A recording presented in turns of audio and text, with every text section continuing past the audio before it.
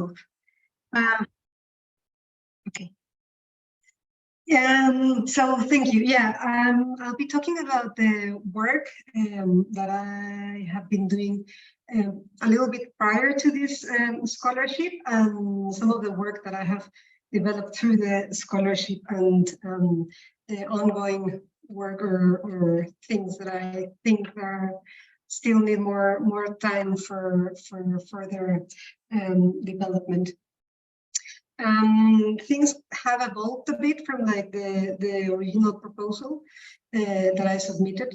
And now I'm calling this work Ancestral Gardens of Abundance, Mapping Indigenous Agroecological Practices. And this work certainly builds on the previous experiences, both here in Mexico and in Colombia, and which is part of the work that I developed in my PhD. And right now, this work was also informed by a project in which I was involved, which was called Sustainable Cities, Indigenous Histories of Mayan Garden Cities and the Future of Urban Growing. That was basically like a piece of research project developed both mainly in Mexico, but in connection with the University of Glasgow. In this case, with the principal investigator is Dr. Julia Mathieu, who's also like the supervisor of my scholarship. And I mean, it's a complex setting, but narrowing it down, it could be said that this project works on like food sovereignty both in Glasgow and in Mexico, and it's trying to like unleash a process of mutual learning, as in like what things that are that happen here in Mexico can be applied to the Glasgow context and vice versa. So it's kind of like an exchange kind of like research project. And in that project, we work mainly with indigenous communities here in Oaxaca and also in Chiapas. Some of that engagement, in the case, for example, of the Selva Lacandona in Chiapas, is an ongoing project that started more than 3 years ago. Some of the people that you can see in the center of the picture are from the Selva Lacandona, and that was an encounter we were able to organize through this project, and in which like people from the University of Glasgow, some people also participated. And another really important aspect of all this work that we are doing right now is the use of art for communicating not only like the outcomes of this research, but also to like unleash other ways of thinking and learning about like territories. So the image that you have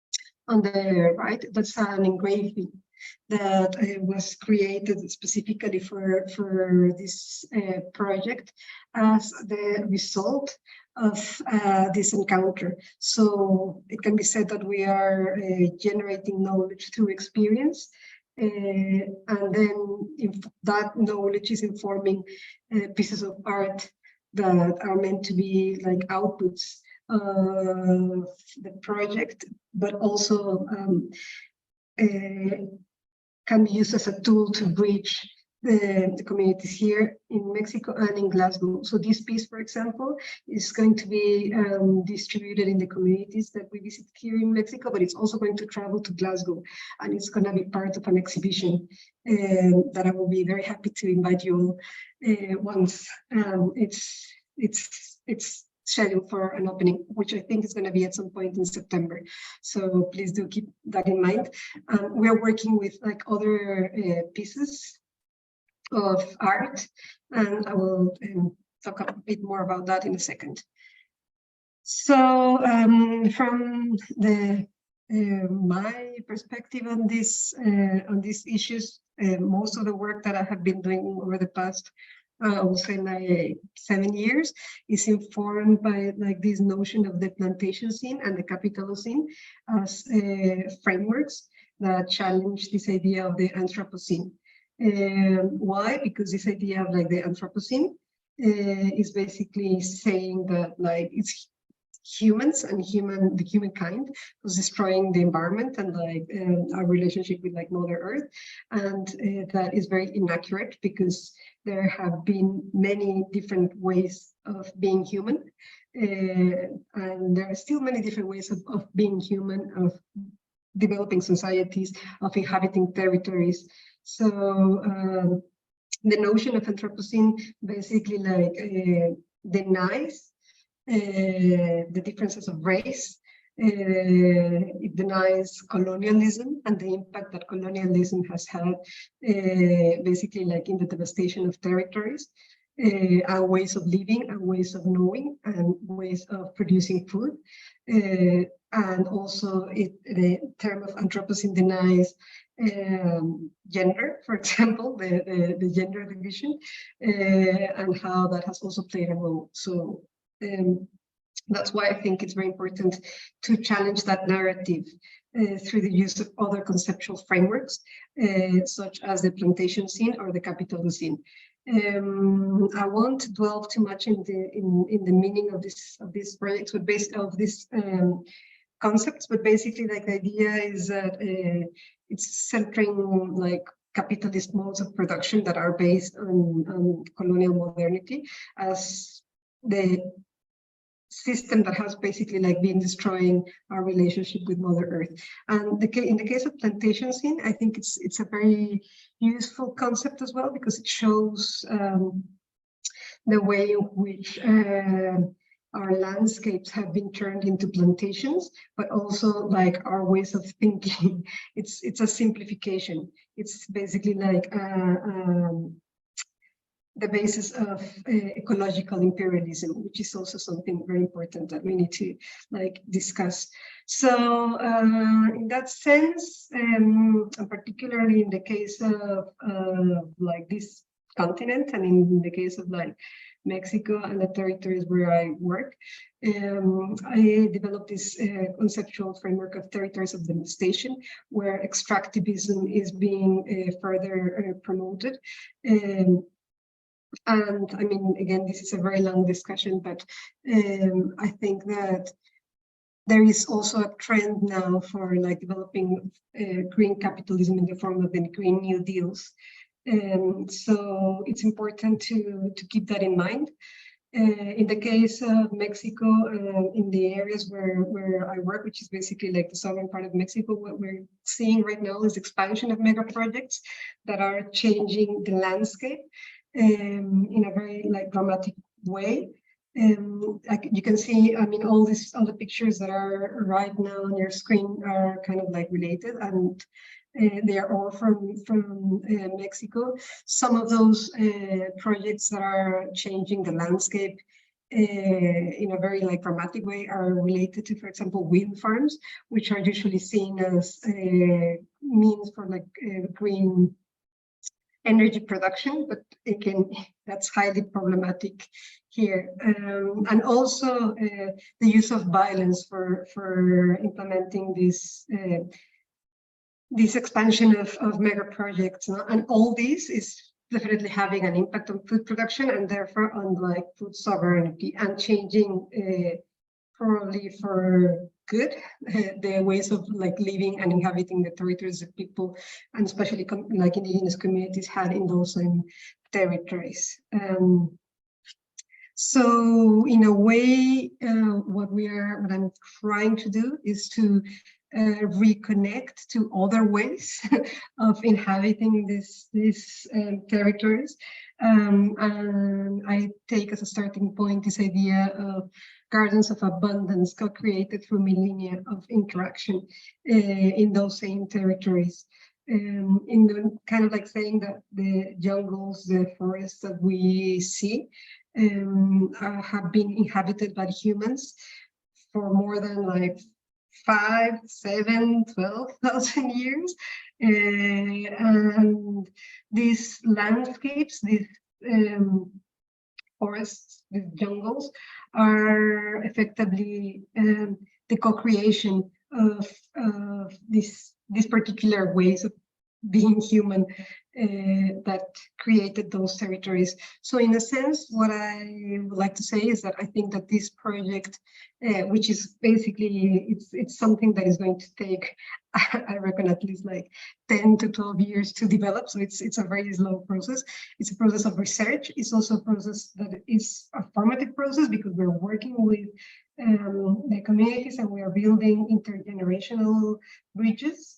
And we're working with the youth, but we're also like visiting the elders to do like research. And what we are trying to do through this process is to recreate two concepts that are really central to the work that we do here, which one is communality, and the other one is crianza mutua.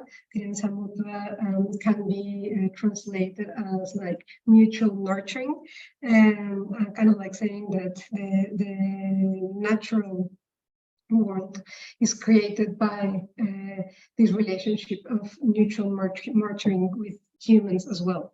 And that ultimately leads to a process of reexistence, which is, again, a Latin American concept that is developing sort of like based not only like in academia, but also within social movements. And so some of this this process is basically like slowly delving into practices and intuitions towards a decolonial ecology. That's how I'm calling it, and that requires decentering like yourself as a researcher from the process and understanding that like you're working with people for a longer term, and also that involves changing the coloniality of like learning and research.